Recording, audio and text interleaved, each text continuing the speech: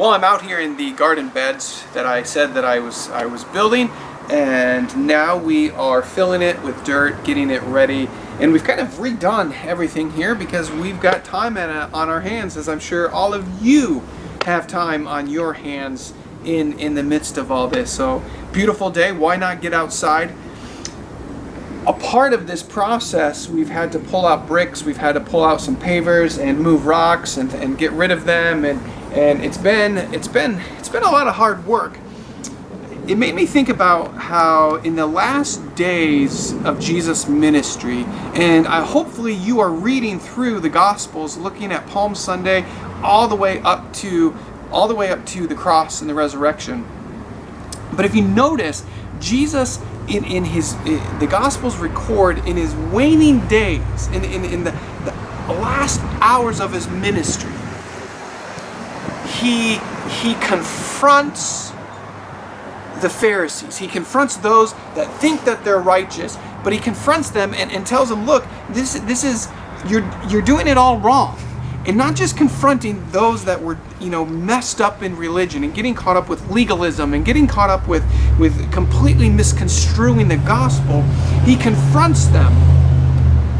But then at the same time, Jesus is comforting and preparing and encouraging, this is where he spends a lot of time. All of the Gospels have recorded him talking about being prepared for what's to come, meaning being prepared that, yeah, you're going to go through some of this, and he talks about the destruction of the temple, and we see that in 70 AD, but then he talks about the coming of the Son of Man. So in these waning times, he's confronting, but he's also encouraging them to say, look ahead, because some great things are happening.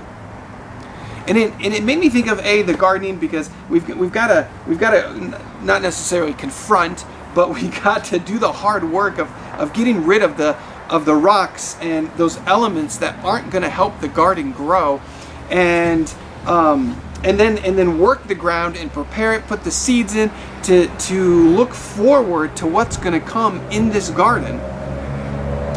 And Jesus is doing that. In his waning times, his last times, he's confronting, trying to get rid of those practices, get rid of those things that are hindering the people in order to prepare them for the great things that are about to come. And then it made me think about Holy Week this week, resurrection in real time.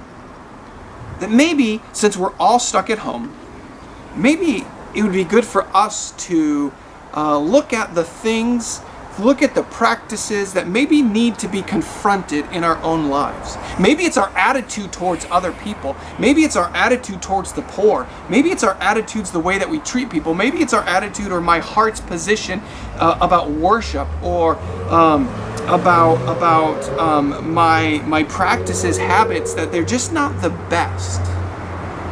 And maybe my prayer moving into Good Friday should be, Lord, confront those habits, those attitudes, those ways that I'm thinking about things, about people, about you, need to be confronted so that we can get rid of them.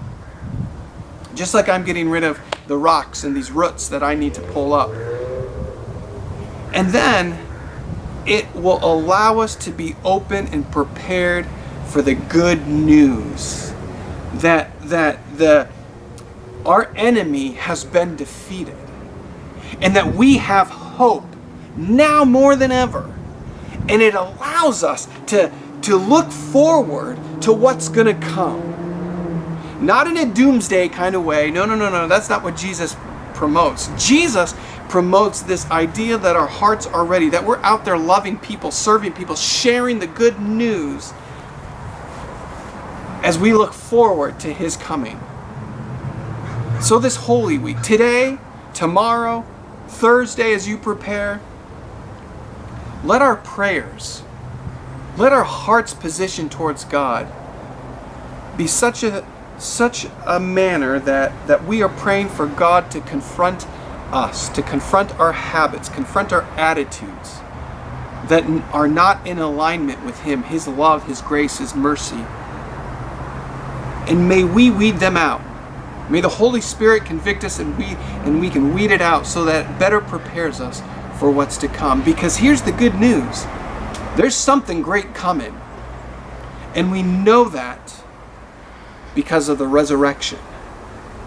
So, whether you're watching this and you've been, and this is all resonating, or maybe you've stumbled upon this video and it's there for you, that all of us, all human beings, have habits. We have rhythms in our life that are just cruddy, that we need to get rid of, that keep us from being the best humans that we can be, that keep us from living and loving God and living and loving other people. So whoever you are, wherever you are today, my prayer is that God speaks to you and these habits are confronted, and you're able to weed them out to help you to know that something good is coming. And that's the good news that we celebrate every day, and especially this coming Sunday. Well, I better get back to work. Robin is driving me pretty hard, so don't want her to find me wasting time. So we will see you later, and hope you have a good day.